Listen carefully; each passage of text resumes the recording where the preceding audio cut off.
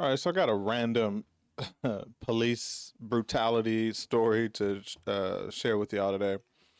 I'm gonna just read the title because I don't know what else to say. But coming out of Dallas, police body camera video shows Dallas officers striking a man's feet 100. I'm sorry, 133 times during an arrest.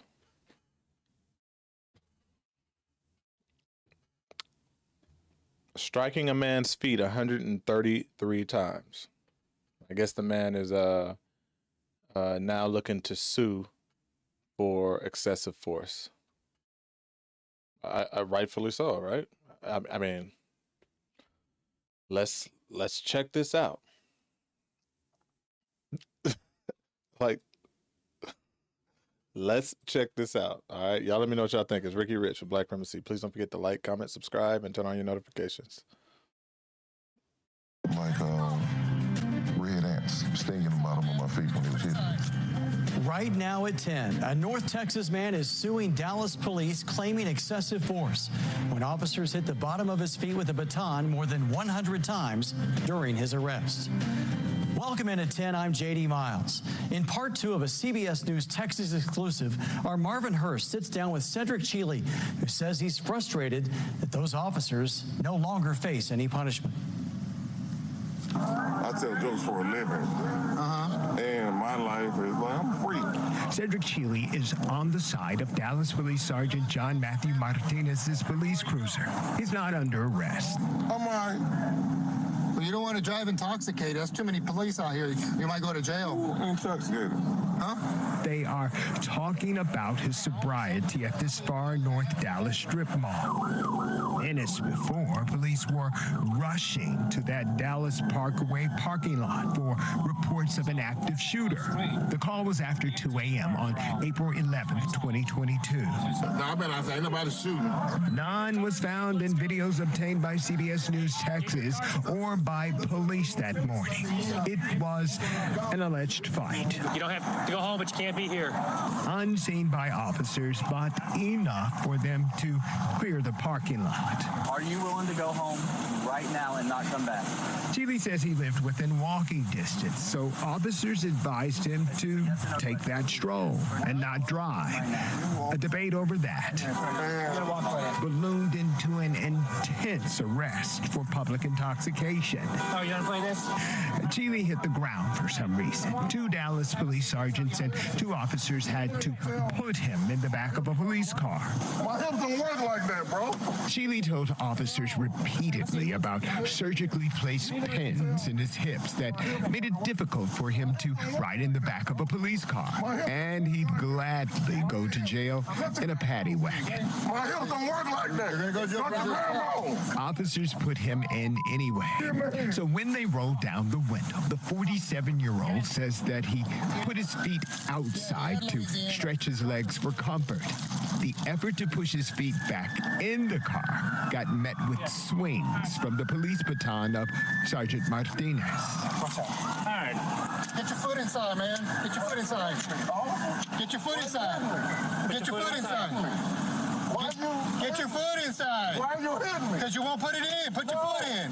You ain't got no right to hit me. And put your foot in. You're not listening. You ain't got no right to hit me. I do. No, you don't. You're not listening. No. Painful. I got nerve damage from being beaten. Do you want to cooperate? Which was going to last me for the rest of my life. For the first time, Cheeley is talking about an encounter he and his attorney describe as excessive. And that was the whole issue. Like, why are you hitting me? I'm in the car. I'm going to go to jail. What threat am I to you? Why are you beating me? Dallas police investigators say Cheeley got hit on his feet 133 times as he asked for a different supervisor to come to the parking lot. Feet in the car. Feet in the car. Put your Disbelief. And it's painful. It felt like red ants stinging the bottom of my feet when they was hitting me. Yeah, he absolutely had to be drunk because there's no way. He had to be drunk and not feel that. There's just no way. I'm just watching that. I'm over here curling up my toes because I know that had to hurt. I know he felt that the next day. That's the only way that this continued to happen was that he was drunk. Not to say that he deserved it. I'm just saying there's no way. That looks like it hurts. Red ants stinging the bottom of my feet when they was hitting me. At that morning scene, Martinez with the baton, Sergeant Jesse Rodriguez, arresting officers Adnan Shaw and Randy Roden. But 133 times, and not one of these officers looked at this and said, hey, you need to stop Feed the car. doing what you're doing. Not one of them intervened. And that's a major problem. Feed the car. Police investigators say Chili's feet were left hanging out the window as they took him to jail. 9 months later, an internal affairs investigation revealed the officers wrote about everything that happened at the scene, except the use of force. And the reason why that report is so important, because we get to see what was this officer's reasons for hitting somebody 133 times. Dallas police leaders gave all 4 written reprimands for transporting a prisoner improperly. Martinez's reprimand came as their supervisor. Hey, what's it eat? Martinez was rebuked for inappropriate use of force and failing to complete what DPD calls a response to resistance report. He even signed off on it, smearing a record of 41 commendations. That was on January 17th, 2023. It's hurtful. I tried to read it, and it makes me mad. It makes me frustrated. 7 days later, Assistant Police Chief Michael Igo, now interim DPD chief, changed everything for 3 of the officers in the improper prisoner transport. His letter states, quote, after careful review of the investigation and related videos, it is my decision to rescind the chain of command recommendation, end quote. Of course, we wanted more insight about this decision, but when we tried to talk to Dallas police, they told us they couldn't talk about it. They say it's because of the lawsuit. It was not the type of resistance that rose to the level or rises to the level that would justify I need you in the car. that level of force being used.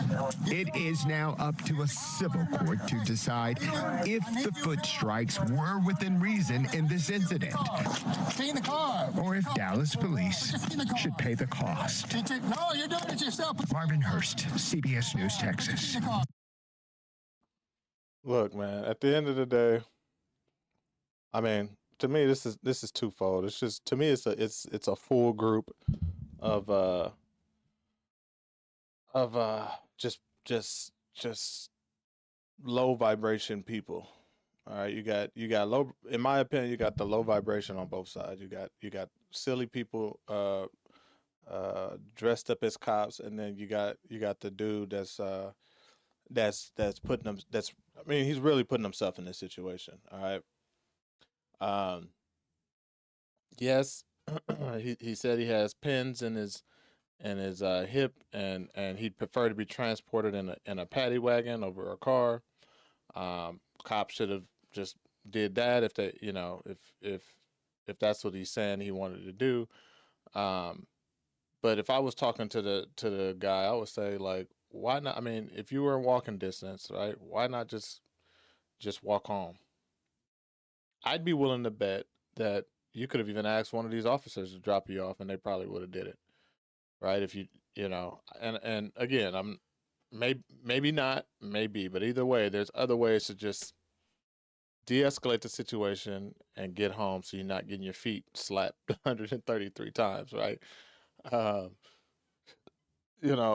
This could have been very dangerous. This, to me, was just very silly. And for that man to be a 47-year-old black man, I think he's